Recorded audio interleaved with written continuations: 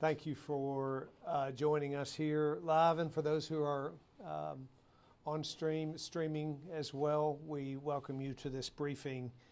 I'm joined today by Director Patrick Sheehan from Tennessee Emergency Management Agency, General Ross from the Tennessee National Guard, Colonel Perry from Tennessee Highway Patrol, and there'll be an opportunity to ask questions from all of these, but these men are representing what's happening on the ground all across our state right now.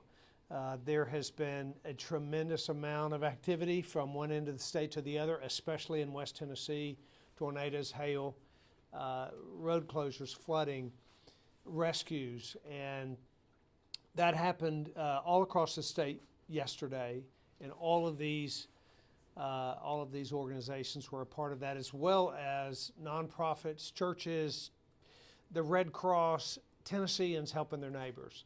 It's what Tennesseans do when Tennesseans face trouble, and we saw that happen yesterday. So there has been a great deal of storm activity and damage, and yet there is more to come. I'll speak a little bit about what we saw yesterday. I visited Selmer, and we drove from Nashville to McNairy County. So we saw extensive flooding. We saw horrific damage in Selmer, as most folks have seen pictures of that. But there's loss of life, loss of livelihoods, terrific heartache when you look across that community.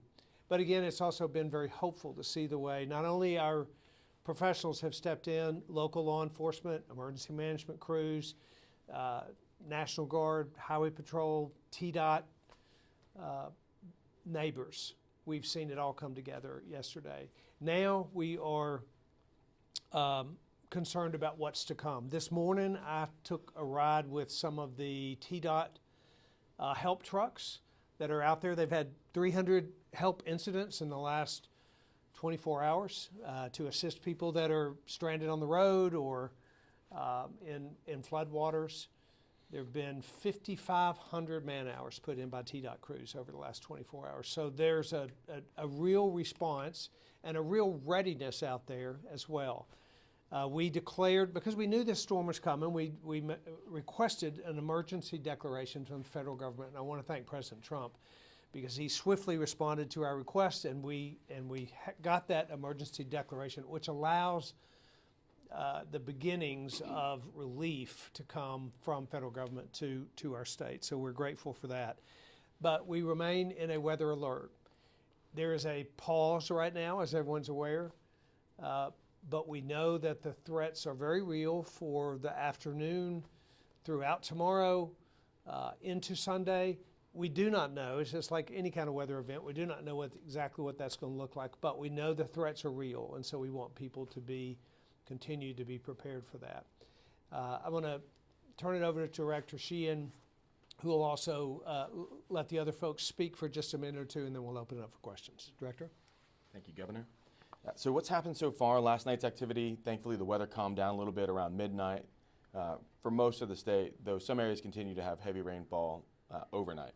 Over the last 2 days, widespread rainfall of 4 to 6 inches occurred across much of West and Middle Tennessee, with some areas receiving up to 8 inches. What's forecast to happen, the governor talked about, we're going to have a little bit of a lull today, though in West Tennessee there's still some risk of severe storms spotty along areas that have already received a lot of rainfall. So don't get lulled into a sense of that you can put your guard down or not worry about heavy rainfall happening, because we do know that we're going to continue to get heavy rainfall. And we're going to experience river and aerial flooding. Saturday is forecast to have another series of high impact weather events. The forecast isn't quite as strong or certain as the forecast for the last couple of days, but we do expect that much of Tennessee will experience or be near severe weather, and flooding is almost guaranteed to happen or be worsened from what we're experiencing right now. So heavy rainfall can cause flash flooding. I'm sure anyone that was out and about yesterday saw ponding, areas where the interstate was closed temporarily or other roads and needed to be responded to. So there is a high risk of really heavy, very localized rainfall in some areas. Damaging winds are the main concern as far as the storms go on Saturday, and with wet ground too, people should just pay attention to trees. So storms are expected to persist throughout the day on Saturday into early morning Sunday before the system finishes moving across the state. So the strongest storms again are forecast to be Saturday afternoon into evening, and for west and middle Tennessee. The forecast continues to be uncertain and highly dependent on where the frontal boundaries end up setting up, and we'll continue to update you as we learn more about that. The Tennessee Emergency Management Agency continues to work with local officials to respond to requests. We have many different types of response teams that are out there right now working and standing up, and of course we continue to work with the National Guard, who has put a lot of manpower out there, and the Tennessee Highway Patrol, who's in these communities every day. Life safety missions continue to be a top priority, and we continue to posture in case we need to do more rescue operations. So we ask well-intended people not to self-deploy into an area. There are lots of opportunities to help. There will be lots of opportunities to help. We ask that you please work with a nonprofit organization, the Tennessee Voluntary Organizations Active in Disaster, or work with a community-based organization.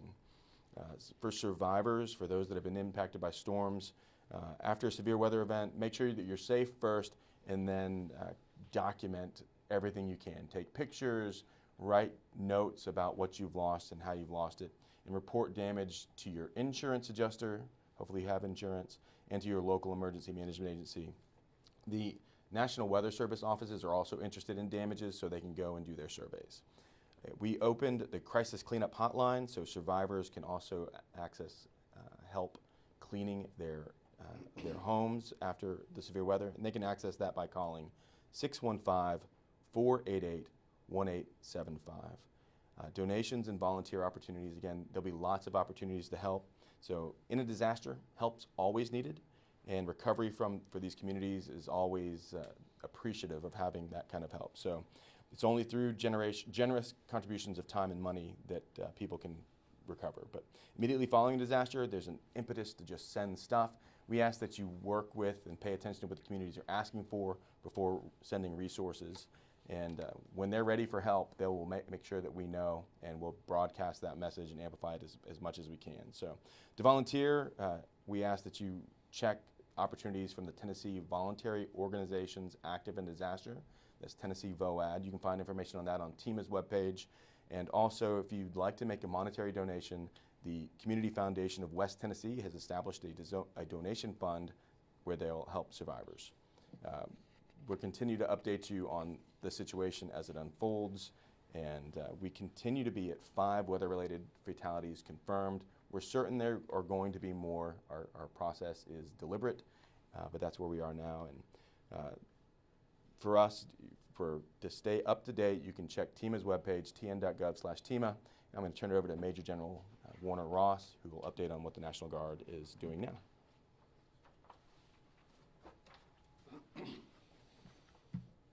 Thank you, Patrick. So on behalf of the Tennessee National Guard, first, our hearts go out to all those impacted down in West Tennessee and across the state.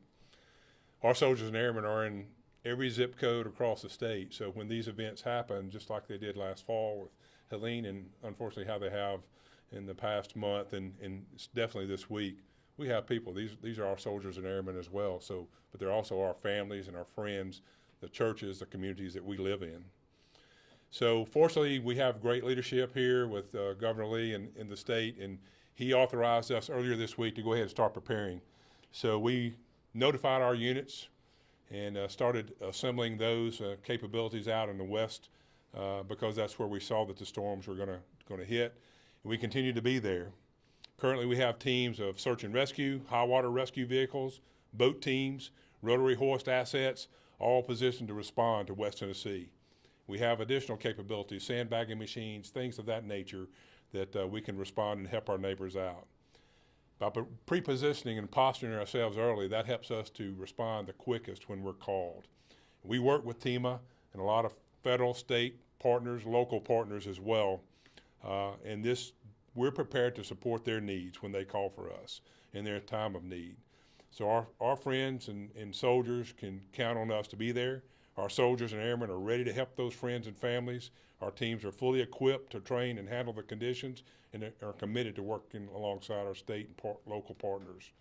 We'll continue to monitor the situation, and we stand ready right now if TEMA and any of our partners call on us. Thank you. I'll turn it over to Colonel Perry from the Tennessee Highway Patrol.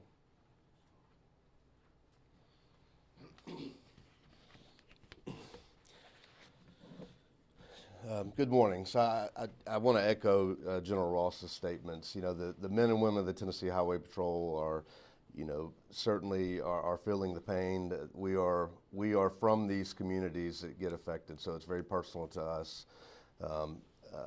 We had troopers, thanks to TEMA and in advance warning of this storm coming through and the likelihood that it was going to strike. We had troopers across the state, certainly, but in West Tennessee, ready to respond, and we sent all available resources. Troopers responded to nearly 400 calls for service. Our dispatch centers in that area received, you know, over 1,000 phone calls about people in crisis and need, and we responded immediately.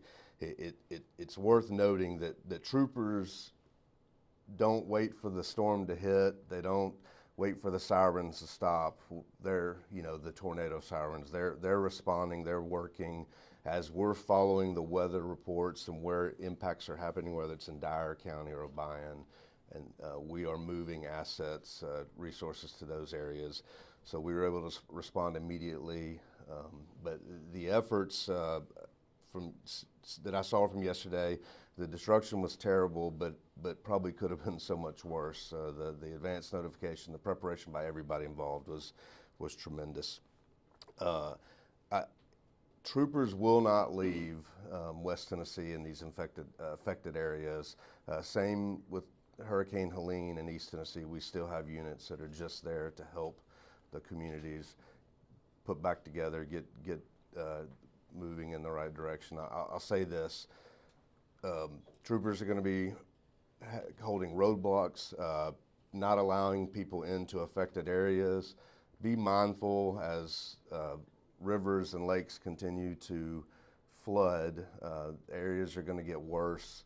The best thing I can remind everybody to do is if you don't have a reason to be out and driving, and certainly in the affected areas, don't. You can see pictures and things like that, you know, online on TV. I'll say it again. While the tornado sirens were going off, or troopers rolled in, ready to protect the people of West Tennessee, we're not going to leave our communities until the job is done. Thank you. Thank you, Colonel Perry, and thank you each one of you. I think what you see here is a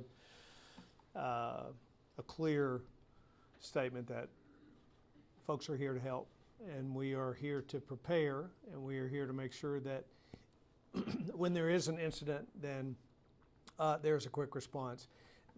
Before I answer questions, I will say one of the most important things I heard here today was that yesterday, while there was great devastation and certainly there was loss of life, the advance warning and the heeding of that warning, the response from the folks in those communities to take cover, to find shelter, to listen to look for and listen to the professionals, saved a lot of lives, we believe. So let's make sure we do that over the next 48 hours.